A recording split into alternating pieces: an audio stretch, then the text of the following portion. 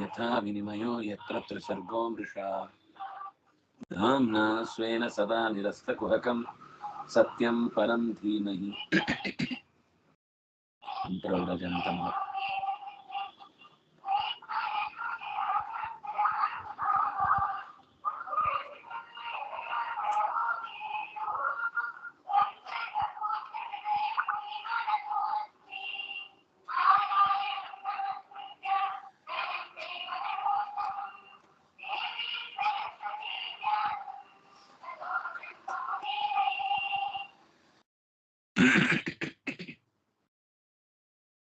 ಕೇಳಿಸ್ತಿದ್ಯಾ? ನಿಮ್ದು ಬ್ಲರ್ ಆಗ್ತಾ ಇದೆ, ಅದಕ್ಕೆ ಕೇಳಿದೆ. ಸರಿ, ವಿಡಿಯೋ ಕಾಣಿಸ್ತಿದ್ಯಾ? ಎಷ್ಟಿದೆ? ಸರಿ, ಸರಿ.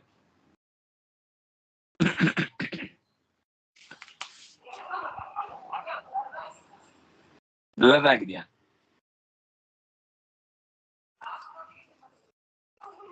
ನಿಮ್ದು ನನಗೆ ಬ್ಲರ್ ಆಗಿದೆ.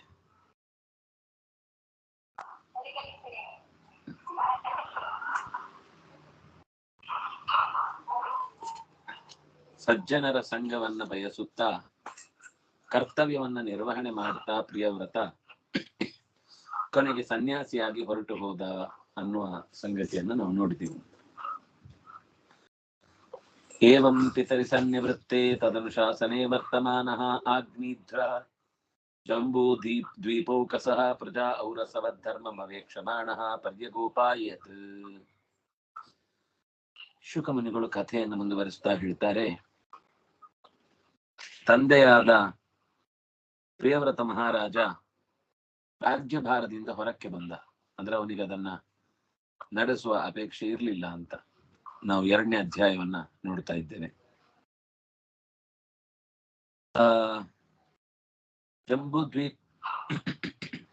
ಜಂಬೂದ್ವೀಪವನ್ನ ತನ್ನ ಅತ್ಯಂತ ಆಡಳಿತದ ಕ್ಷೇತ್ರವನ್ನಾಗಿಸಿಕೊಂಡು ಅಲ್ಲಿಯ ಪ್ರಜೆಗಳನ್ನ ಮಕ್ಕಳಂತೆ ಕಾಣ್ತಾ ಇದ್ದ. ಸಕತಾಚಿತ್ ಪಿತೃಲೋಕ ಕಾಮಃ ಸುರವರ ವನಿತಾ ಕ್ರೀಡಾಚಲ ದ್ರೋಣ್ಯಾಂ ಭಗವಂತಂ ವಿಸ್ವರ್ಜಿತಾಂ ಪ್ರತಿಮಾಹೃತ ಪರಿಚರ್ಯೋಪಕರಣ ಆತ್ಮೈಕಾಗ್ರೇಣ ತಪಸ ಆರಾಧಯಾಂ ಬಭೂವ. ಪಿತೃಲೋಕ ಪ್ರಾಪ್ತಿಗಾಗಿ ಸತ್ಪುತ್ರರನ್ನ ಬಯಸಿ ದೇವಶ್ರೇಷ್ಠರ ಸ್ತ್ರೀಯರಿಗೆ ವಿಹಾರ ಸ್ಥಳವಾದ ಮಂದರ ಪರ್ವತಕ್ಕೆ ತೆರಳಿದ. ಅಲ್ಲಿಯ ಗುಹೆಗಳಲ್ಲಿ ಪ್ರಜಾಪತಿಗಳ ಒಡೆಯನಾದಂತಹ ಬ್ರಹ್ಮದೇವನಿಗಾಗಿ ತಪಸ್ಸು ಮಾಡಿದ. ಏಕಾಗ್ರ ಚಿತ್ತನಾಗಿ ಆರಾಧಿಸಿದ, ಅತ್ಯಂತ ಪ್ರೀತಿಯಿಂದ ಚತುರ್ಮುಖನನ್ನು ಆರಾಧಿಸಿದ. ಏತದುಪಲಭ್ಯ ಭಗವಾನಾದಿ ಪುರುಷಃ ತದಸಿ ಗಾಯಂತೀಂ ಪೂರ್ವಚಿತ್ತೀಂ ನಾಮ ಅಪ್ಸರಸಾಂ ಅಭಿಯಾಪಯಾಮಾಸ. ಇದನ್ನ ತಿಳಿದು ಆದಿಪುರುಷನಾದಂತಹ ಭಗವಾನ್ ಬ್ರಹ್ಮದೇವ ತನ್ನ ಓಲಗದಲ್ಲಿ ಯಾವಾಗ್ಲೂ ಹಾಡ್ತಾ ಕುಣಿತಾ ಖುಷಿಯಿಂದ ತನ್ನ ಸುತ್ತ ಇದ್ದವರ ಎಲ್ಲರಿಗೂ ಸಂತೋಷವನ್ನು ಒಡ್ಡುತ್ತಾ ಇದ್ದಂತಹ ಪೂರ್ವಚಿತ್ತಿ ಅನ್ನುವಂತಹ ಅಪ್ಸರಸ್ಸನ್ನ ಆ ತಪಸ್ಸು ಮಾಡ್ತಾ ಇದ್ದ ಆಗ್ನಿಧ್ರನ ಗುಹೆಗೆ ಕಳುಹಿಸುತ್ತಾರೆ. ಬ್ರಹ್ಮಲೋಕ ಸ ತದಾಶ್ರಮೋಪವನಂ ಅತಿ ರಮಣೀಯ ವಿವಿಧ ನಿಬಿಡ ವಿಟಪಿ ವಿಟಪ ನಿಕಟ ಪುಟ ಲತಾ ಕುಟಿಲ ರೂಢ ಸ್ಥಳ ವಿಹಂಗ ಮಿಥುನೈ ಪ್ಲಾವ್ಯಮಾನ ಶ್ರುತಿ ಪ್ರತಿಬೋಧ್ಯಮಾನ ಸಲಿಲ ಕುಕ್ಕುಟ ಕಾರಂಡವ ಕಳಹಂಸಾದಿರ್ವಿಚಿತ್ರಂ ಉಪಕೂಜಿತಾಮಲ ಜಲಾಶಯ ಕಮಲಾಕರಂ ಉಪಬ್ರಾಮ. ತುಂಬಾ ಚೆನ್ನಾಗಿದೆ. ಅಗ್ನಿಧ್ರ ಇದ್ದ ಗುಹೆಯ ಆಶ್ರಮದ ಉಪವನಗಳಲ್ಲಿ ಓಡಾಡ್ತಾ ಇದ್ಲು. ಅಲ್ಲಿ ಅತ್ಯಂತ ರಮಣೀಯವಾದ ನಾನಾ ಬಗೆಯ ಮರಗಳು ಸೂರ್ಯನ ಕಿರಣಗಳು ನೆಲಕ್ಕೆ ಬೀಳದಷ್ಟು ದಟ್ಟವಾಗಿ ಹಬ್ಬಿಕೊಂಡಿದ್ವು. ಅವುಗಳ ಕೊಂಬೆಗಳಲ್ಲೆಲ್ಲ ಬಗೆ ಬಗೆಯ ಬಳ್ಳಿಗಳು, ಬಗೆ ಬಗೆಯ ಪರಿಮಳದ ಬಣ್ಣ ಬಣ್ಣದ ಹೂವುಗಳು. ಆ ಬಾಗಿದ ತುದಿ ಭಾಗಗಳಲ್ಲಿ ಜೋತ ಹಡ್ತಾ ಇದ್ರೆ ಅಲ್ಲಿ ನವಿಲುಗಳೆಲ್ಲ ಅದರ ಕೆಳಭಾಗದಲ್ಲಿ ತಮ್ಮ ತಮ್ಮ ಧ್ವನಿಗಳಲ್ಲಿ ಬೇರೆ ಬೇರೆ ಷಡ್ಜ ಮಧ್ಯಮ ಗಾಂಧಾರಗಳಲ್ಲಿ ಶ್ರುತಿಗೆ ತಕ್ಕಂತೆ ಹಾಡ್ತಾ ಸಂತೋಷದಲ್ಲಿ ಇರ್ಬೇಕಾದ್ರೆ ಅವುಗಳ ಹಾಡನ್ನು ಕೇಳಿ ಉಳಿದ ನೀರುಕೋಳಿ, ಕಲಹಂಸ ಮೊದಲಾದ ಹಕ್ಕಿಗಳು ಅದಕ್ಕೆ ಪ್ರತಿಯಾಗಿ ಧ್ವನಿ ಕೂಡಿಸ್ತಾ ಇದ್ವು. ಇದು ಕಮಲ ತುಂಬಿದ ಕೊಳಗಳಲ್ಲಿಯೂ ಪ್ರತಿಧ್ವನಿಸ್ತಾ ಇದ್ದದ್ರಿಂದ ಅದರ ನಡುವೆ ಮತ್ತೊಂದು ಅರಳಿದ ಕಮಲದಂತೆ ಅಪ್ಸರಿಯು ಕೂಡ ಓಡಾಡ್ತಾ ಇದ್ದಿದ್ದು ಶೋಭೆ ತಂದಿತು. ತಸ್ಯ ಸುಲಲಿತ ಪದ ವಿನ್ಯಾಸ ಗತಿ ವಿಲಾಸೇನ ಅನುಪದಂ ಖಣಖಣಾಯಮಾನ ರುಚಿರ ರುಚಿಚರಣಾಭರಣ ಸ್ವನಮುಪಾಕರಣ್ಯ ನರದೇವ ಕುಮಾರ ಸಮಾಧಿ ಯೋಗೇನ ನಿಮೀಲಿತ ನಯನ ನಳಿನ ಮುಕುಲ ಯುಗಳ ಮೀಷದ್ವಿಚಕಯ್ಯಾಚಷ್ಟ.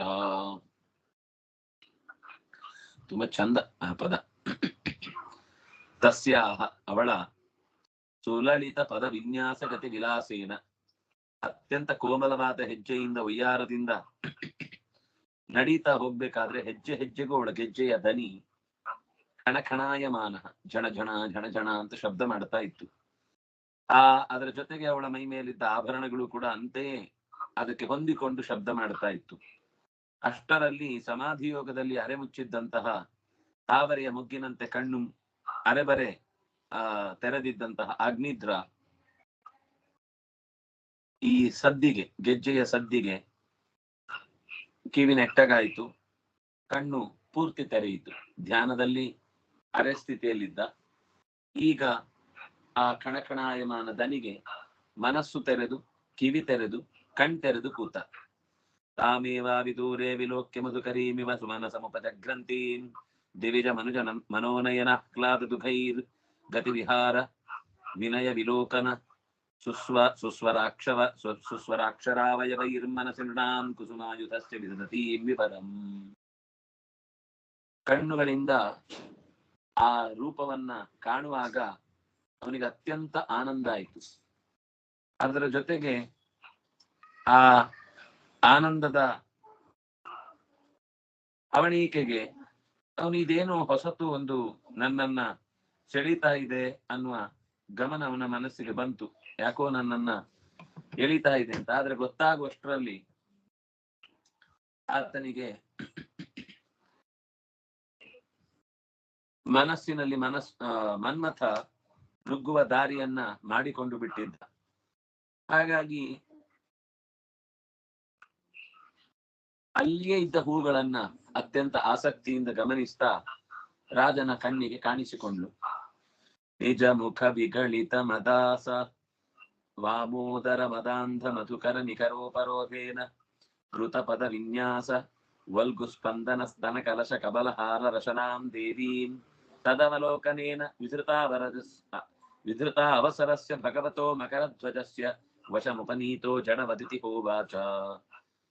ಮದವೇರಿದ ದುಂಬಿಗಳು ಹಿಂಡು ಹಿಂಡಾಗಿ ಸುತ್ತಮುತ್ತ ಓಡಾಡ್ತಾ ಇವೆ. ಅವಳು ಅದರ ಜೊತೆಗೆ ಹೆಜ್ಜೆ ಇಡ್ತಾ ಇದ್ದಾಳೆ. ತಲೆ ಕೂದಲು, ಮೈಯ ಭಾರಗಳೆಲ್ಲ ಹಾರ ಒಡ್ಯಾಣಗಳಿಂದ ಮತ್ತಷ್ಟು ಚಲಿಸ್ತಾ ಇದೆ, ಅಲಂಕಾರ ಪ್ರಾಯವಾಗಿ ಕಾಣಿಸ್ತಾ ಇದೆ.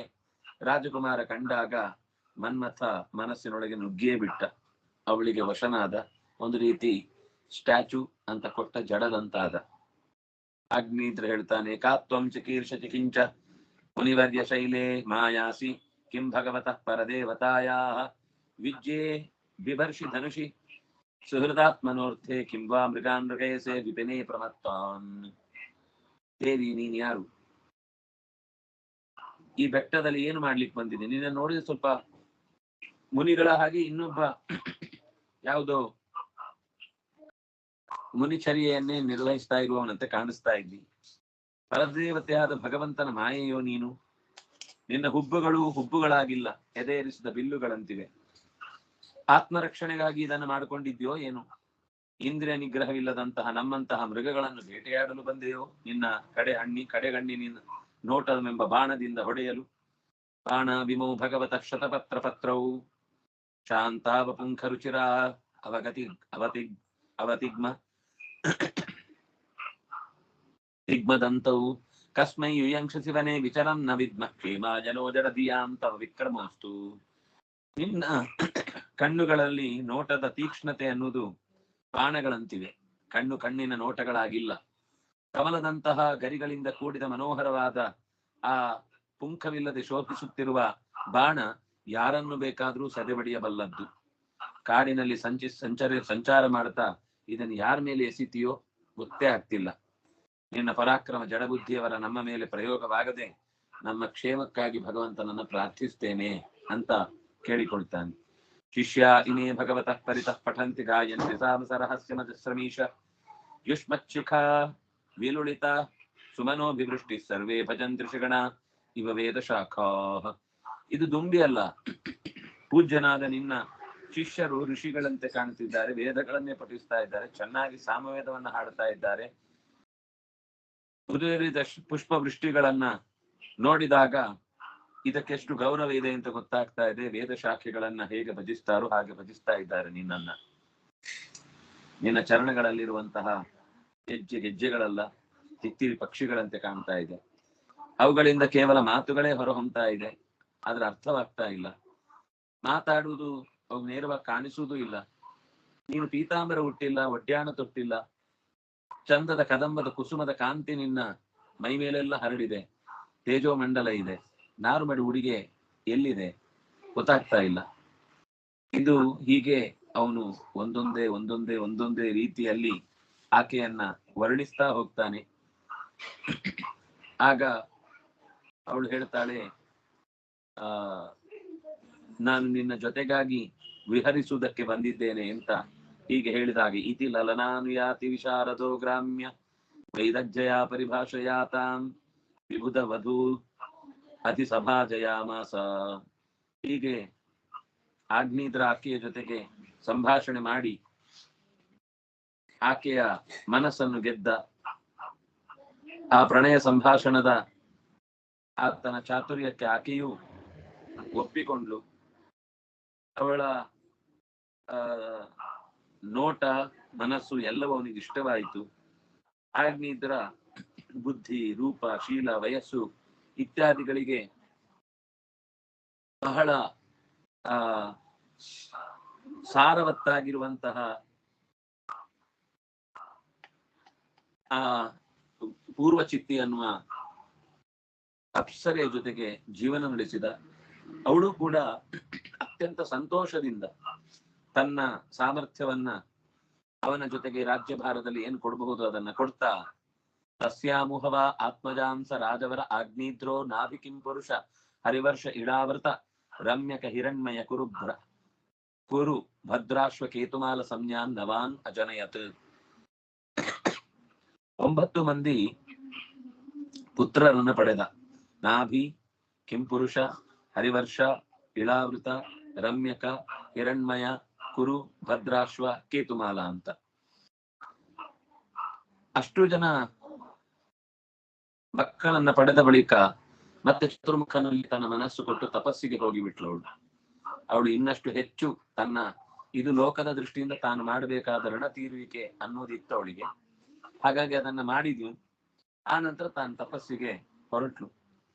ಆಗ್ನೇದ್ರನ ಮಕ್ಕಳೆಲ್ಲರೂ ಕೂಡ ತಾಯಿಯ ವಿಶೇಷ ಅನುಗ್ರಹಕ್ಕೆ ಪಾತ್ರರಾಗಿ ತಾಯಿಯ ಸೇವೆಯನ್ನು ಅವರು ಮಾಡಿದ್ರಿಂದಾಗಿ ದೇಹದಾಢ್ಯವನ್ನ ಪಡೆದ್ರು, ಬೌದ್ಧಿಕ ಗಟ್ಟಿತನವನ್ನು ಹೊಂದಿದ್ರು.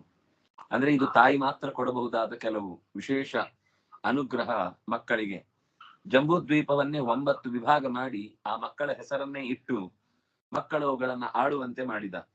ಆಗ್ನೇದ್ರ ಅಪ್ಸರೆಯ ಒಡನಾಟವನ್ನ ಬಹಳ ಕಾಲದಿಂದ ಅನುಭವಿಸಿ ಕೇವಲ ಅದು ಶಾರೀರಿಕ ಸುಖವಲ್ಲದೆ ಅಧ್ಯಾತ್ಮದ ದಾರಿಯಲ್ಲೂ ಶುಕ್ತಿಯುಕ್ತವಾದ ಸಾಧನದಿಂದ ಅವಳ ಜೊತೆಗೆ ಇದ್ದು ಹರಿಯನ್ನ ಆರಾಧಿಸಿದ. ಅವಳ ಲೋಕದ ತನಕವೂ ಕೂಡ ಅವಳು ವಿಶೇಷವಾದ ಒಂದು ಅಪ್ಸರೆ ಆದ್ರಿಂದಾಗಿ ಅಲ್ಲಿಯ ತನಕವೂ ಕೂಡ ಅವರ ಪ್ರಯಾಣ ನಡೆಯಿತು. ತಂದೆ ಮೃತನಾದ ಬಳಿಕ ಅಂದ್ರೆ ಆಗ್ನೇದ್ರ ತೀರಿದ ಬಳಿಕ 9 ಜನರನ್ನ ಆ ಸೋದರರು ಮದುವೆ ಆದ್ರು. ಅವರಷ್ಟೂ ಜನ ಮೇರುದೇವಿಯ ಮಕ್ಕಳು. ಯಾರು ಹೌದು, ಮೇರುವಿನ ಮಕ್ಕಳಲ್ಲಿ ಅಷ್ಟೂ ಜನರನ್ನು ಕೂಡ ಅವಳ ಹೆಸರು ಒಬ್ಬಳು ಮೇರುದೇವಿ. ಮೇರು ಅಂತ ತಂದೆ ಹೆಸರು, ಪ್ರತಿರೂಪ ಉಗ್ರದಂಶ್ರೀ ಲತಾ ರಾಮ ಶ್ಯಾಮ ನಾರಿ ಭದ್ರಾ ದೇವಿ. ಇಷ್ಟೂ ಜನರಿಗೂ ಮತ್ತೆ ಆ ಸಂತತಿಯ ವೃದ್ಧಿಗಾಗಿ ವಿವಾಹವಾಯಿತು. ಅದರಲ್ಲಿ ನಾಭಿ ಅನ್ನುವವನಿಗೆ ಮೇರುದೇವಿಯನ್ನ ವಿವಾಹ ಮಾಡಿ ಕೊಟ್ಟದ್ದಾಯಿತು. ನಾಭಿ ತುಂಬಾ ತಪಸ್ವಿ, ಅವಳು ಕೂಡ ಅಸಾಧಾರಣವಾದ ಭಗವತ್ ಪ್ರಜ್ಞೆ ಇದ್ದವಳು. ಭಗವಂತನನ್ನು ಏಕಾಗ್ರ ಚಿತ್ತದಿಂದ ಇಬ್ಬರೂ ಕೂಡ ಆರಾಧನೆ ಮಾಡಿದ್ರು. ಆ ಯಜ್ಞದ ಫಲವಾಗಿ ಅಂದ್ರೆ ಅಲ್ಲಿಗೆ 2ನೇ ಅಧ್ಯಾಯ ಮುಕ್ತಾಯವಾಗಿ 3ನೇ ಅಧ್ಯಾಯದ ಆರಂಭದಲ್ಲಿ ತಸ್ಯ ಹವಾ ಶ್ರದ್ಧೆಯ ವಿಶುದ್ಧ ಭಾವೇನ ಯತಃ ಪ್ರವರ್ಗೇಶು ಚರತ್ಸು ದ್ರವ್ಯ ದೇಶ ಕಾಲ ಮಂತ್ರ ದಕ್ಷಿಣಾ ವಿಧಾನ ಯೋಗೋಪಪತ್ಯ ದುರಧಿಗಮೋಪಿ ಭಗವಾನ್ ಭಾಗವತ ವತ್ಸಲತೆಯ ಸುಪ್ರೀತಃ ಆತ್ಮಾನಮಪರಾಜಿತಂ ನಿಜ ಜನಾಭಿಪ್ರಾಯಾರ್ಥ ವಿದಿತ್ಸಯ ಗೃಹೀತ ಹೃದಯೋ ಹೃದಯಂಗಮಂ ಮನೋನಯನ ನಂದಾಭಿರಾಮ ಅವಯವಂ ಆವಿಷ್ಟಕಾರ. ಪುತ್ರಕಾಮಿಷ್ಟಿ ಯಾಗವನ್ನು ಶ್ರದ್ಧೆಯಿಂದ ಮಾಡುವಾಗ ಅದಕ್ಕೆ ಸಂಬಂಧಪಟ್ಟ ಪ್ರವರ್ಗ್ಯ ಶಸ್ತ್ರಗಳು, ಅದರ ಜೊತೆಗೆ ಯಾವ ದ್ರವ್ಯವನ್ನ ಹಾಕಿ ಯಜ್ಞ ಮಾಡಬೇಕು, ಯಾವ ಪ್ರದೇಶದಲ್ಲಿ ಮಾಡಬೇಕಾದದ್ದು ಉತ್ತಮ, ಕಾಲ ಯೋಗ್ಯವಾದದ್ದು ಹೇಗಿರುತ್ತೆ, ಮಂತ್ರದ ಉಪಯೋಗ ಎಂಥದ್ದು, ಯಾರು ಅದಕ್ಕೆ ಯೋಗ್ಯರಾದ ಋತ್ವಿಜರು, ಅದಕ್ಕೆ ಕೊಡಬೇಕಾದಂತಹ ಗೌರವದ ದಕ್ಷಿಣೆ ಏನು, ಮಂತ್ರೋಕ್ತ ವಿಧಾನಿ ಎಲ್ಲದರಿಂದಲೂ ಕೂಡ ಯಜ್ಞದಲ್ಲಿ ಆರಾಧ್ಯನಾದವನು ಭಗವಂತನೇ. ಆದ್ರೂ ಅಷ್ಟು ಸಾಧನೆಗಳಿದ್ರು ಅವನು ಯಜ್ಞಕ್ಕೆ ಲಭ್ಯ ಅಲ್ಲ. ಕೇವಲ ಭಕ್ತಿಗೆ ಒಲಿಯುವವನು, ಭಕ್ತ ವಾತ್ಸಲ್ಯನಾಗಿ ಅಭೀಷ್ಟಗಳನ್ನು ನಡೆಸಿಕೊಡುವುದಕ್ಕಾಗಿ ಎಲ್ಲರ ಮನಸ್ಸಿಗೂ ಕಣ್ಣುಗಳಿಗೂ ಹಬ್ಬ ಉಂಟು ಮಾಡುವ ಸುಂದರ ಅವಯವವುಳ್ಳವನಾದಂತಹ ಭಗವಂತ ತನ್ನ ರೂಪವನ್ನ ಆ ಯಜ್ಞದಲ್ಲಿ ತೋರಿದ. ನಾಭಿಗೆ ತುಂಬಾ ಸಂತೋಷ ಆಯಿತು. ಪುರುಷೋತ್ತಮನೇ ತನ್ನ ಪುತ್ರನಾಗಿ ಹಿರಣ್ಮಯ ಶರೀರಿಯಾಗಿ ಬಂದದ್ದನ್ನ ಕಂಡು ನಾನು ಆಶ್ಚರ್ಯಪಟ್ಟ. ರೇಷ್ಮೆಯ ಪೀತಾಂಬರವನ್ನ ತೊಟ್ಟಿದ್ದ ಭಗವಂತನ ಎದೆಯಲ್ಲಿ ಶ್ರೀವತ್ಸ ಚಿಹ್ನೆ ಶೋಭಿಸ್ತಾ ಇತ್ತು. ಶಂಖ ಪದ್ಮ ವನಮಾಲೆಗಳನ್ನ ತೊಟ್ಟು ಚೆನ್ನಾಗಿ ಸಿಕ್ಕಿದ ಮಣಿ ಸಮೂಹದಿಲ್ಲೇ ಅತ್ಯಂತ ಶ್ರೇಷ್ಠವಾದ ಮಣಿಗಳನ್ನು ಜೋಡಿಸಿ ಉಂಟು ಮಾಡಿದ ಕೌಸ್ತುಭ ಮಣಿ ಆತನ ಎದೆಯನ್ನ ಅಲಂಕರಿಸಿತ್ತು. ಚಕ್ರ ಗದೆಗಳಂತೂ ಅವನ ಸಹಜ ರೂಪವಾಗಿತ್ತು. ಹೀಗೆ ಶ್ರೇಷ್ಠವಾದ ರತ್ನ ಖಚಿತವಾದ ಶಿರಸ್ತ್ರಾಣ, ಕಿರೀಟ, ಕುಂಡಲ, ಕೈಗೆ ಕಡಗ, ಉಡಿದಾರ, ಹಾರ, ತೋಳ್ಬಂದಿ, ಕಾಲಿಗೆ ಗೆಜ್ಜೆಗಳು ಮುಂತಾದ ಆಭರಣಗಳು ಆತನಿಗೆ ಸಹಜವಾಗಿಯೇ ಅವನ ಮೇಲ್ಮೈಯನ್ನ ಪರಿಚಯಿಸ್ತಾ ಇತ್ತು. ಸದಸ್ಯರು, ಋತ್ವಿಜರು, ಯಜಮಾನನು ಎಲ್ಲರೂ ಕೂಡ ಅತ್ಯಂತ ದೊಡ್ಡ ನಿಧಿಯನ್ನ ಕಂಡಂತೆ ಭಗವಂತನಿಗಾಗಿ ಹಾತೊರೆದ್ರು, ಭಕ್ತಿಯಿಂದ ತಲೆವಾಗಿ ವಂದಿಸಿದ್ರು. ಅದನ್ನು ಹೇಳಿದ ಶಬ್ದ ಸ್ಫುಟ ಕಿರಣ ಪ್ರವರ ಮಣಿಮಯ ಮುಕುಟ ಕಿರೀಟ, ಸ್ಫುಟ ಕಿರೀಟ ಕುಂಡಲ ಕಟಕ ಕಟಿಸೂತ್ರ ಹಾರ ಕೇಯೂರ ನೂಪುರಾದ್ಯಂಗ ವಿಭೂಷಣ ಭೂಷಿತ ದೃಗ್ವಿಕ್ ಸದಸ್ಯ ಗೃಹಪತಯೋಧುನಾ ಇಮೋತ್ತಮಂ ಧನಮುಪಲಭ್ಯ ಸುಬಹುಮಾನಮರ್ಹಣೇನ ಆನತ ಶೀರ್ಷಾಣ ಉಪತಸ್ಥು. ಪ್ರತಿ ಒಂದು ಸಾಲು ಕೂಡ ಎಷ್ಟು ಚೆನ್ನಾಗಿ ಆ ವರ್ಣನೆಯನ್ನ ಮಾಡುವುದರ ಜೊತೆಗೆ ಪದದ ವೈಭವನ್ನ ಪರಿಚಯಿಸುತ್ತೆ, ಸಂಸ್ಕೃತದ ಭಾಷೆಯ ಹಿರಿಮೆಯನ್ನ ಹೇಳುತ್ತೆ, ತುಂಬಾ ಆನಂದ ಕೊಡುತ್ತೆ. ಅರ್ಹಸಿ ಮುಹು ಅಹಹ ಉತ್ತಮಾರ್ಹಣಮಸ್ಮಾಕಂ ಅನುಪಥಾನಾಂ ನಮೋ ನಮ ಇತ್ಯೇತಾವತ್ಸದುಪಶಿಕ್ಷಿತಂ ಕೋರ್ಹತಿ ಪುಪ್ಪುಮಾನ್ ಪ್ರಕೃತಿ ಗುಣ ವ್ಯತಿರೇಕಮತಿರನೀಶ ಈಶ್ವರಸ್ಯ ಪ್ರಕೃತಿ ಪುರುಷಯೋಃ ಪರಸ್ಯ ಅರ್ವಾಕ್ತನಮತಿ ನಾಮ ರೂಪಾಕೃತಿ ನಿರೂಪಣಂ. ಭಗವಂತನನ್ನ ಸ್ತೋತ್ರ ಮಾಡ್ತಾನೆ. ಓ ಹರಿ, ನಿನ್ನ ಸೇವಕರಾದ ನಾವು ನಿನಗೆ ಮತ್ತೆ ಮತ್ತೆ ಸೇವೆ ಸಲ್ಲಿಸುವುದಕ್ಕೆ ಅವಕಾಶ ಕೊಡು, ನನ್ನ ಪೂಜೆಯನ್ನ ಸ್ವೀಕರಿಸು. ನಾವು ನಿಮ್ಮನ್ನ ಸ್ತೋತ್ರ ಮಾಡ್ಲಿಕ್ಕೆ ಸಮರ್ಥರಲ್ಲ, ಶಕ್ತರಲ್ಲ. ನಮೋ ನಮಃ ಅನ್ನುವುದನ್ನ ಮಾತ್ರ ಶಾಸ್ತ್ರಕಾರರು ಹೇಳಿದ್ದಾರೆ. ಅದನ್ನ ಮತ್ತೆ ಮತ್ತೆ ಹೇಳ್ತಾ ಹೇಳ್ತಾ ನಿನ್ನನ್ನು ಪೂಜಿಸ್ತೇವೆ. ಇಷ್ಟೇ ಗೊತ್ತಿರುವುದು. ಗುಣವೈಷಮ್ಯಮಯವಾದ ಪ್ರಪಂಚವನ್ನ ನೀನು ತಿಳಿದವನು ಬಿಟ್ರೆ ಬೇರೆ ಯಾವ ಬುದ್ಧಿ ಇದ್ದವನು ಕೂಡ ಬುದ್ಧಿ ಇದೆ ಅಂತನ್ನುವ ಅಹಂಕಾರದಿಂದ ಹೋದ್ರೆ ಬುದ್ಧಿಗೂ ಕೂಡ ತ್ರಿಗುಣಗಳ ಪ್ರಭಾವದಿಂದಾಗಿ ನಿನ್ನ ನಡೆಯಲಾರದೆ ಸೋಲ್ತಾನೆ. ನಿನ್ನ ಸ್ವರೂಪವನ್ನ ಅಪ್ರಾಕೃತವಾದದನ್ನ ತಿಳಿಯುವುದು ಯಾರು? ಅದು ನಮ್ಮ ಬುದ್ಧಿಗಂತೂ ತಿಳಿಯುವಂತದ್ದಲ್ಲ. ಅದರಿಂದಾಗಿ ಅಸಮರ್ಥನಾದ ಯಾವ ಪುರುಷ ಪ್ರಕೃತಿ ಪುರುಷರಿಗಿಂತ ವಿಲಕ್ಷಣನಾದ ಸರ್ವಶಕ್ತನಾದ ನಿನ್ನ ನಾಮ ಆಕೃತಿಗಳನ್ನ ರೂಪಗಳನ್ನ ಅರ್ಥ ಮಾಡಿಕೊಳ್ಳೋನು ಯಾರು? ನಾಮಕ್ಕೂ ರೂಪಕ್ಕೂ ಒಂದು ಸಂಬಂಧ ಇದೆ ಜಗತ್ನಲ್ಲಿ. ನಾಮ ಅಂದ್ರೆ ಆ ವಸ್ತುವಿಗೆ ಹೆಸರು, ರೂಪ ಅಂದ್ರೆ ಆ ವಸ್ತುವಿನ ಹೆಸರಿಗೆ ಯಾವುದು ವಸ್ತುವೋ ಅದು. ಈಗ ಪುಸ್ತಕ ಅಂತಿದ್ರೆ ಪುಸ್ತಕ ಅನ್ನುವ ವಸ್ತು ರೂಪ, ಪುಸ್ತಕ ಅನ್ನುವ ಹೆಸರು ನಾಮ. ಅದು ಅದಕ್ಕೆ ಸೇರಿಕೊಳ್ಬೇಕು. ಪುಸ್ತಕ ಅನ್ನುವ ಹೆಸರು ಹೇಳಿದಾಗ ಬಟ್ಟೆ ಅಂತ ಅರ್ಥ ಆಗಿಬಿಟ್ರೆ, ಬಟ್ಟೆ ಅನ್ನುವ ಶಬ್ದ ಕೇಳಿದಾಗ ಪುಸ್ತಕ ಅಂತ ನೆನಪಾಗ್ಬಿಟ್ರೆ ನಮ್ಮ ಜ್ಞಾನವೇ ಡಮಾರಾಗ್ಬಿಡುತ್ತೆ. ಅದರಿಂದಾಗಿ ಇಡೀ ಜಗತ್ತಿನಲ್ಲಿ ವಸ್ತುವಿಗೆ ಅದರದ್ದೇ ನಾಮವನ್ನ ಅದರ ಜೊತೆಗೆ ಜೋಡಿಸಿ ವ್ಯವಹಾರದಲ್ಲಿ ಬರುವಂತೆ ಮಾಡುವುದು ಅದು ವಿಶಿಷ್ಟವಾದ ಒಂದು ಶಾಸ್ತ್ರದ ಜ್ಞಾನದ ಪ್ರಪಂಚ. ಅದನ್ನ ನೀನು ನಡೆಸಿಕೊಡುವವನಾಗಿದ್ದಿ. ಅಂತಹ ನಾಮರೂಪಗಳಿಗೆ ತಕ್ಕದ ಆದ್ರೆ ನಾಮರೂಪಗಳಿಂದಲೇ ಒಂದಿಷ್ಟು ಪ್ರಪಂಚದ ಪರಿಚಯವನ್ನು ಮಾಡಿ ನಿನ್ನನ್ನು ನೀನು ನಮಗೆ ಅರ್ಥ ಮಾಡಿಸ್ಲಿಕ್ಕೆ. ಪ್ರಪಂಚ ಒಂದೇ ಸಾಕು, ನಮ್ಮನ್ನ ಮೀರಿದ ಒಂದು ತತ್ವ ಜಗತ್ತಿನಲ್ಲಿ ಇದೆ ಅಂತ ತಿಳಿಲಿಕ್ಕೆ.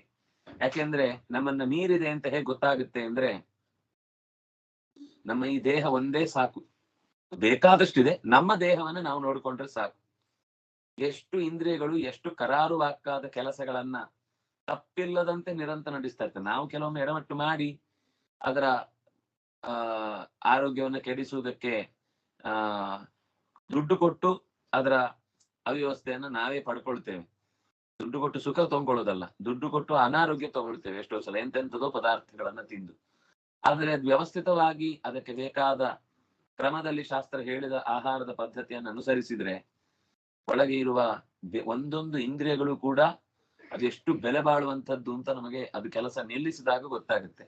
ಇದು ಒಬ್ಬರ ಶರೀರದ್ದಲ್ಲ, ಅನಂತ ಶರೀರಗಳಿಗೆ ಯಾರು ಮಾಡದೆ ಒಂದು ಗಡಿಯಾರನೇ ಹುಟ್ಟಲ್ಲ, ಯಾರು ಮಾಡದೆ ಒಂದು ಸಣ್ಣ ಪದಾರ್ಥವೂ ಲೋಕದಲ್ಲಿ ವ್ಯವಸ್ಥಿತವಾಗಿ ಕೂಡ್ಲಿಕ್ಕೆ ಸಾಧ್ಯ ಇಲ್ಲ.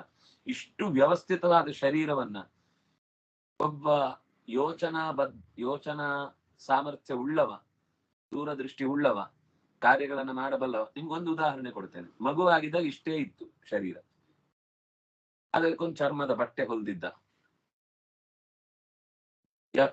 ಅಂದ್ರೆ 40 ವರ್ಷ ಆಗುವಾಗಲೂ ಆ ಚರ್ಮದ ಬಟ್ಟೆಯನ್ನು, ಈಗ ಹಾವುಗಳಿಗೆಲ್ಲ ಪೊರೆ ಕಳಚಿ ಮತ್ತೊಂದು ಬರುತ್ತೆ. ನಮ್ಮ ಶರೀರ ಯಾವತ್ತಾದ್ರೂ ಕೂಡ, ಈಗ ನಾವು 1ನೇ ಕ್ಲಾಸಲ್ಲಿ ಇದ್ದಾಗ ಬಟ್ಟೆ ಹಾಕೊಂಡಿದ್ದಾನೆ ಈಗ ಹಾಕೊಳ್ಳೋಣ ಅಂದ್ರೆ ಅಯ್ಯೋ ಅದು ಆಗುದೇ ಇಲ್ಲ, ಕೈಯೇ ಹೋಗಲ್ಲ. ಆದ್ರೆ ಈ ಹೊರಗಿನ ದೇಹದ ಒಂದು ಚರ್ಮ ಇದೆಯಲ್ಲ, ಅದು ನಾವು ವಯಸ್ಸು ಎಷ್ಟಾದ್ರೂ ಕೂಡ ಒಳಗಿಂದಲೇ ಆ ಹೊಲದ ಮೊದಲ ಬಟ್ಟೆಯ ಕ್ರಮದಲ್ಲೇ ಮತ್ತೆ ಅದು ಎಕ್ಸ್ಪ್ಯಾಂಡ್ ಆಗ್ತಾ ಹೋಗುತ್ತೆ. ಈ ಹೊಲಿಯುವವರು ಬಟ್ಟೆ ಮಕ್ಕಳಿಗೆ ಹೊಲಿಸುವಾಗ ಅದರ ಕೊನೆಯ ಭಾಗದಲ್ಲಿ ಒಂಚೂರು ಬೇಕಾದಾಗ ಬಿಡಿಸ್ಕೊಳ್ಲಿಕ್ಕೆ ಒಂದು ಜಾಗ ಸೇರಿಸಿರ್ತಾನೆ. ಆದ್ರೂ ಅದು ಒಂದು ಹಂತದವರೆಗೆ 1 2 ವರ್ಷ 3 ವರ್ಷ ದೂಡ್ಬೋದು ಅಷ್ಟೇ.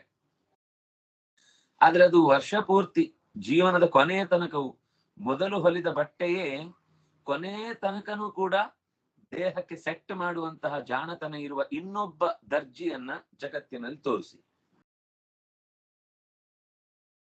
ಎಷ್ಟು ತರದ ಬಟ್ಟೆಗಳಿವೆ, ಎಷ್ಟು ತರದ ಕಲರು, ಎಷ್ಟು ತರದ ವ್ಯವಸ್ಥೆಗಳು. ಅದ್ರ ಒಳಗೆ ಅದು ಒಂದು ಲೇಯರ್ ಅಲ್ಲ, ಅದು 7 ಲೇರಿನ ಬಟ್ಟೆ. ಅದು ಈ ಶರೀರದ ಚರ್ಮ ಅಂದ್ರೆ ಆ ಚರ್ಮದ ವ್ಯವಸ್ಥೆ ಅಷ್ಟು ಚೆನ್ನಾಗಿ ಗಾಯ ಆದಾಗ ಮತ್ತೆ ತಾನೇ ಕೂಡ್ಕೊಳ್ಳುತ್ತೆ. ಹರಿದ್ರೆ ನಾವು ಹೊಲಿಗೆ ಹಾಕ್ತೇವೆ ಅಂತ ಅನ್ನೋದು ನಮ್ದೊಂದು ಭ್ರಮೆ ವೈದ್ಯಕೀಯ ಚಿಕಿತ್ಸೆಯಲ್ಲಿ ಇವತ್ತಿನ ಭಾವದಲ್ಲಿ. ಆದ್ರೆ ಪ್ರಕೃತಿ ತನಗ್ ಬೇಕಾದ ತಾನೇ ಮಾಡ್ಕೊಳ್ಳುತ್ತೆ. ಒಳಗಿನಿಂದ ಅದು ಸೋರಿ ಹೊರಗೆ ಹೋಗುತ್ತೆ ಅಂತಂದ್ರೆ ಅದು ಮತ್ತೆ ತಾನೇ ಸರಿ ಮಾಡ್ಕೊಳ್ಳುತ್ತೆ. ನಾವು ಅಭ್ಯಾಸ ಮಾಡಿಸಿದ್ಮೇಲೆ ಅದು ಸುಮ್ಮನಾಗ್ಬಿಡುತ್ತೆ. ಏನೋ ಯಾರೋ ಮಾಡ್ತಾರೆ ಬಿಡಿ, ನಾವೇ ನೋಡೋಣ, ನಾವೇನ್ ತಲೆ ಕೆಡಿಸ್ಕೋಬೇಕು ಅಂತ. ಆದ್ರೂ ತುಂಬಾ ಕೆಲಸ ಶರೀರ ಸಹಜವಾಗಿ ಮಾಡುತ್ತೆ. ಈ ವ್ಯವಸ್ಥೆಯನ್ನ ಜೋಡಿಸಿದ ಒಬ್ಬ ವ್ಯಕ್ತಿ ಅಂತೂ ಇರ್ಬೇಕಲ್ವಾ? ಯಾರೂ ಇಲ್ಲದೆ ನಾನು ಬರೀ ಒಂದು ಚರ್ಮದ ಬಗ್ಗೆ ಮಾತ್ರ ಹೇಳಿದ್ದು. ಅದಕ್ಕೆ ಸ್ಪರ್ಶ ಜ್ಞಾನ, ಅದಕ್ಕೆ ಬಗೆ ಬಗೆಯ ಅನುಭವಗಳು, ಅದರ ಪ್ರಾಕೃತಿಕ ವ್ಯವಸ್ಥೆಗೆ ಸರಿಯಾಗಿ ಅದು ಹೊಂದಿಕೊಳ್ಳುವುದು, ದೇಹಕ್ಕೆ ಬೇಕಾದ ಜಿಡ್ಡನ್ನ ಅದೇ ತಂದುಕೊಳ್ಳಿಕ್ಕೆ ಪ್ರಯತ್ನ ಪಡುವುದು, ಇದೆಲ್ಲ ಎಷ್ಟು ತರ ಕೆಲಸ ಮಾಡುತ್ತೆ ಶರೀರದ ಒಂದೊಂದು ಇಂದ್ರಿಯಗಳು ಕೂಡ. ಆದ್ರೆ ಇದರ ಹಿನ್ನೆಲೆಯನ್ನು ನಡೆಸುವ ನಿನಗೆ ನಾವು ಯಾವ ರೀತಿ ಸ್ತೋತ್ರ ಮಾಡಿ ನಿನ್ನನ್ನ ಹೊಗಳುವುದು ಹೇಳು? ಹೊಗಳಿಕ್ ಸಾಧ್ಯವೇ ಇಲ್ಲ. ನಾಮರೂಪಾತ್ಮಕವಾದ ಪ್ರಪಂಚವನ್ನ ಇಷ್ಟು ಚೆನ್ನಾಗಿ ಅಣಿ ಮಾಡಿದ್ದಿ. ದೇವರಿಲ್ಲ ಹೇಳೋನಿಗೆ ಜಗತ್ತೇ ಸಾಕು ದೇವರಿದ್ದಾನೆ ಅಂತ ತಿಳ್ಕೊಳ್ಳಿಕ್ಕೆ. ಅರ್ಥ ಮಾಡ್ಕೊಳ್ಳದೆ ಅವನು ದಡ್ಡ ಆದ್ರೆ ಅವನು ದಡ್ಡತನ ಅಷ್ಟೇ. ಆದ್ರೆ ನಿಜದ ಅರ್ಥದಲ್ಲಿ ಒಂದು ವ್ಯವಸ್ಥಿತವಾದ ಕಾಲದ ಮಳೆ ಬೆಳೆ, ಗಿಡದಲ್ಲಿ ಇಂಥದ್ದೇ ತೆನೆ ಬರಬೇಕು, ಒಂದರ ತೆನೆ ಇನ್ನೊಂದಕ್ಕೆ ಹೋಗುದಿಲ್ಲ, ಅಡ್ಜಸ್ಟ್ ತಪ್ಪಾಗುದಿಲ್ಲ. ಮಾವಿನ ಮರ ನೆಟ್ಟಿದ್ವಿ ಮಾರ್ರೆ, ಅದು ಬರೀ ಕಹಿ ಬೇವಿನ ಕಾಯಿ ಕೊಟ್ಟಿದ್ದು ಅಂತ ಇಲ್ಲಿ ತನಕ ಎಲ್ಲೂ ಆಗಿಲ್ಲ. ಆಗಿದೆಯಾ ವ್ಯವಸ್ಥೆ? ನಮ್ದು ಕೆಲವೊಮ್ಮೆ ಎಡವಟ್ಟು ಏನೇನೋ ಆಗುತ್ತೆ. ನಾವು ತರ್ಲಿಕ್ಕೆ ಹೋದದ್ದು ಮಜ್ಜಿಗೆ, ತಂದದ್ದು ಮೊಸರು. ಅಯ್ಯೋ ಮೊಸರು ತಂದ್ಬಿಟ್ರು, ಅದು ಚೂರು ಒಂದೇ ತರ ಇತ್ತು, ಗೊತ್ತಾಗ್ಲಿಲ್ಲ ಅಂತೇಳಿ ಆಮೇಲೆ ಸಮಜಾಯಿಷಿ ಕೊಟ್ಟು ಮಜ್ಜಿಗೆ ಬದಲು ಮೊಸರು ತಂದ್ರೆ ತೊಂದ್ರೆ ಇಲ್ಲ, ಮೊಸರು ಮಾಡ್ಬಿಡು, ಮೊಸರನ್ನೇ ಮಜ್ಜಿಗೆ ಮಾಡ್ಬೋದು. ಮೊಸರಿನ ಮಜ್ಜಿಗೆ ಬದಲು ಮೊಸರು ತಂದ್ರೆ ಅಂದ್ರೆ ಮೊಸರು ಬಗ್ಗೆ ಮಜ್ಜಿಗೆ ತಂದ್ರೆ ಅದನ್ನ ವಾಪಸ್ ಮೊಸರು ಮಾಡ್ಲಿಕ್ಕೆ ಆಗುತ್ತಾ? ಇಲ್ಲ. ಅದರಿಂದಾಗಿ ಕೆಲವೊಂದ್ ಸರ್ತಿ ನಮ್ಮ ಎಡವಟ್ಟುಗಳಿಗೆ ಪರಿಹಾರ ಇಲ್ಲ. ಏನ ಎಡವಟ್ಟು ಹೇಳಿದ್ನ?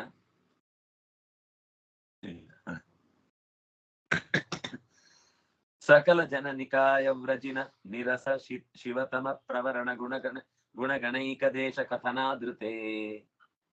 ಸಕಲ ಜನಸಮೂಹದ ಪಾಪಗಳನ್ನ ಕಳೆಯುವ ಪರಮ ಮಂಗಳಕರವಾದ ನಿನ್ನ ಶ್ರೇಷ್ಠ ಗುಣಗಳ ಸಮೂಹ, ಅವುಗಳನ್ನ ನಾಮ ಮತ್ತು ಆಕೃತಿಗಳಲ್ಲಿ ಏನು ಜಗತ್ತನ್ನ ವ್ಯಾಪಿಸಿಕೊಂಡಿದೆ, ಅದರಲ್ಲಿ ಕೆಲವು ನಾಮಗಳನ್ನ ನಾವು ಗುರುತಿಸ್ತೇವೆ, ಕೆಲವು ರೂಪಗಳನ್ನು ನಾವು ಗುರುತಿಸ್ತೇವೆ. ಈಗ ಈ ಭೂಮಿಯನ್ನ ನಾವು 7 ಖಂಡಗಳಾಗಿ ವಿಭಾಗದಲ್ಲಿ ಇದೆ ಅಂತ ಹೇಳುತ್ತೇವೆ. ಅಂದ್ರೆ ಶಾಸ್ತ್ರದಲ್ಲಿ ಬೇರೆ, ಇವತ್ತು ಕಾಂಟಿನೆಂಟ್ ಅಂತ ಹೇಳುದಾದ್ರೆ 7 ಇದೆ ಅಂತ ಹೇಳ್ತೇವೆ. ಆದ್ರೆ ವಿಜ್ಞಾನ ಈಗ ನಿಧಾನಕ್ಕೆ ಇನ್ನೊಂದು ಯಾವ್ದು ಜಿಯೋ ಲ್ಯಾಂಡ್ ಅಂತ ಒಂದು 8ನೇ ಕಾಂಟಿನೆಂಟ್ ಇದೆ ಅಂತ ಅದು ಈಗ ಗೊತ್ತಾಗ್ತಾ ಇದೆ. ನಮ್ಗೆ ಗೊತ್ತಾಗುವ ಮುಂಚೆ ಅದು ಇರ್ಲಿಲ್ಲ ಅಂತಿಲ್ಲ, ಅದು ಆಗ್ಲೂ ಇತ್ತು. ಕೆಲವು ಗೊತ್ತಾಗುತ್ತೆ, ಕೆಲವು ಗೊತ್ತಾಗಲ್ಲ. ಗೊತ್ತಾಗದೆ ಇರುವ ಪ್ರಪಂಚವೇ ಜಾಸ್ತಿ ಇರುದು ಜಗತ್ತಿನಲ್ಲಿ. ಗೊತ್ತಿರುವ ಪ್ರಪಂಚ ಇರುದು ಬಹಳ ಬಹಳ ಬಹಳ ಬಹಳ ಬಹಳ ಅಂತ ಒಂದು 100 ವರ್ಷ ಹೇಳಿದ್ಮೇಲೆ ಮುಗಿಸಿದ್ರೆ ಅಷ್ಟೇ ಗೊತ್ತಿರುದು ನಮ್ಗೆ. ಆದ್ರಿಂದಾಗಿ ನಮ್ಗೆ ಗೊತ್ತಿಲ್ಲದ ಸಂಗತಿ ಹೆಚ್ಚಿದೆ, ಗೊತ್ತಿರುವ ಸಂಗತಿ ತುಂಬಾ ಕಮ್ಮಿ ಇದೆ. ಅದನ್ನು ಒಂದ್ಸರ್ತಿ ಮನಸ್ಸಲ್ಲಿ ಅರ್ಥ ಮಾಡ್ಕೊಂಡ್ರೆ, ಕೆಲವೊಂದ್ ಸರ್ತಿ ನಮ್ಮ ದೃಷ್ಟಿಕೋನದಿಂದ ನಾವು ಯಾವುದನ್ನ ನಿರ್ಧಾರ ಮಾಡಿರ್ತೇವೆ ಅದು ತುಂಬಾ ದೊಡ್ಡ ತಪ್ಪಾಗಿರ್ಬಹುದು. ಯಾವುದೇ ವಿಷಯದಲ್ಲಿರ್ಬಹುದು, ಅದು ಶಾಸ್ತ್ರದ ವಿಷಯದಲ್ಲಿರ್ಬಹುದು, ಭಗವಂತನ ವಿಷಯದಲ್ಲಿರ್ಬಹುದು, ಲೋಕದ ವ್ಯವಹಾರವನ್ನ ಹಿರಿಯರು ತಿದ್ದಿ ತೀಡಿ ತಂದು ಕೊಟ್ಟಂತಹ ಕ್ರಮದಲ್ಲೂ ಇರ್ಬೋದು. ನಮ್ಗೆ ಪ್ರಶ್ನೆ ಮಾಡುವುದೇ ತಪ್ಪಲ್ಲ, ಆದ್ರೆ ಗೊತ್ತು ಮಾಡಿಕೊಳ್ಳದೆ ಅದಕ್ಕೆ ಏನು ಅರ್ಥವೇ ಇಲ್ಲ ಅಂತ ನಿರಾಕರಿಸುವುದು ತಪ್ಪಾಗುತ್ತೆ. ನಾವು ಅಂತಹ ಜಾಣರಲ್ಲ ಅಂತ ಆಗ್ನಿದ್ರ ಪರಮಾತ್ಮನನ್ನ ಸ್ತುತಿ ಮಾಡ್ತಾನೆ. ಪರಿಜನಾನುರಾಗ ವಿರಚಿತಸ್ತವ ಲವ ಸಂಶಬ್ದ ಸಲಿಲ ಕಿಸಲಯ ತುಳಸಿ ದುರ್ವಾಂಕುರೈರಪಿ ಸಂಹೃತಯ ಸಪರ್ಯಜಾಕಿಲ ಪರಮ ಪರಿತುಷ್ಯತಿ. ಸರ್ವೋತ್ತಮನಾದೋ ಭಗವಂತನೇ, ಸೇವಕರು ಭಕ್ತಿಯಿಂದ ಸ್ವಲ್ಪ ಸ್ವಲ್ಪವೇ ಉಚ್ಚಾರ ಮಾಡುವ ಸ್ತೋತ್ರ ಶಬ್ದಗಳಿಂದ ನೀನು ಬಹಳ ಪ್ರೀತಿಗೊಳ್ತಿ.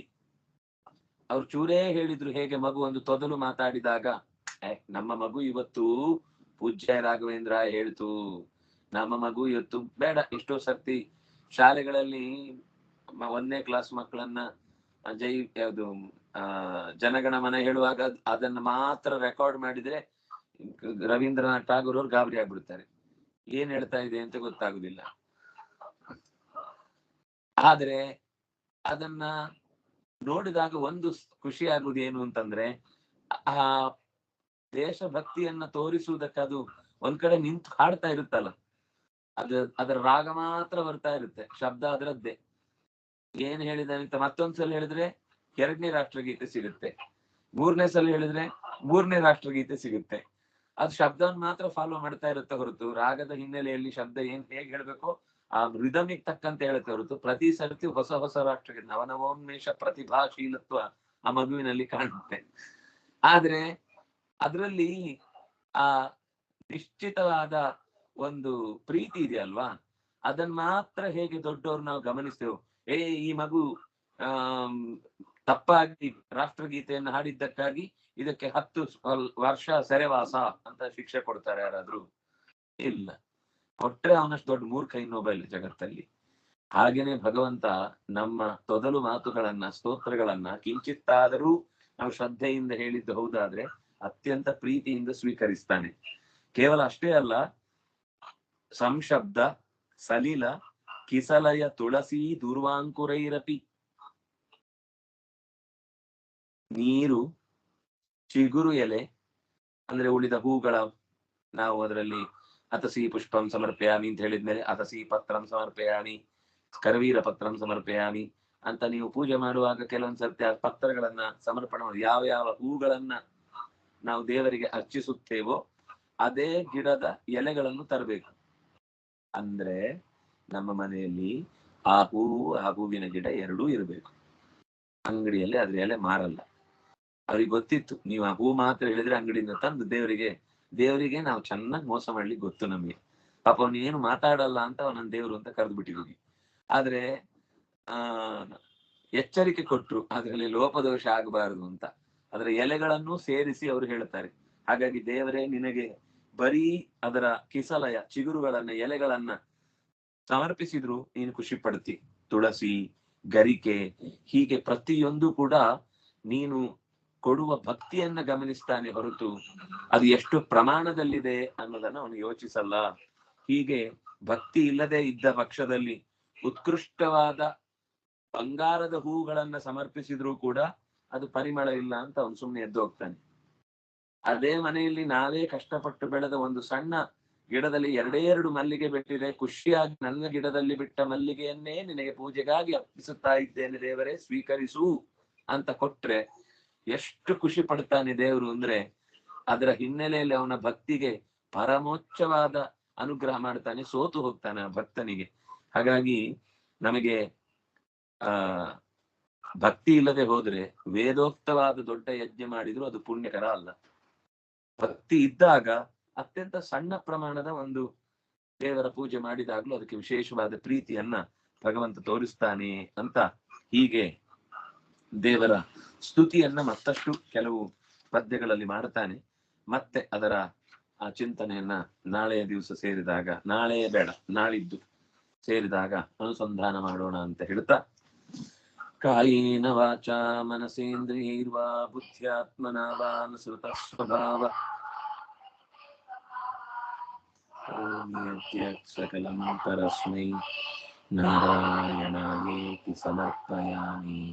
ತಪಸ್ವಿನೋ ದಾನಪರಾಯ ಯಶಸ್ವಿನೋ ಮನಸ್ವಿನೋ ಮಂತ್ರವಿದಸ್ವಿನೋ ಖೇನಂದಂತಿ ವಿನಾಯ ದರ್ಪಣಂ ತಸ್ಮೈ ಸುಭದ್ರಶ್ವರಸೇ ನಮೋ ನಮಃ. ಬ್ರಹ್ಮಹವಿಃ ಬ್ರಹ್ಮಾಗ್ನೋ ಬ್ರಹ್ಮಣಾಹುತಂ ಬ್ರಹ್ಮೈವ ತೇನ ಗಂತವ್ಯಂ ಬ್ರಹ್ಮಕರ್ಮ ಸಮಾಧಿ.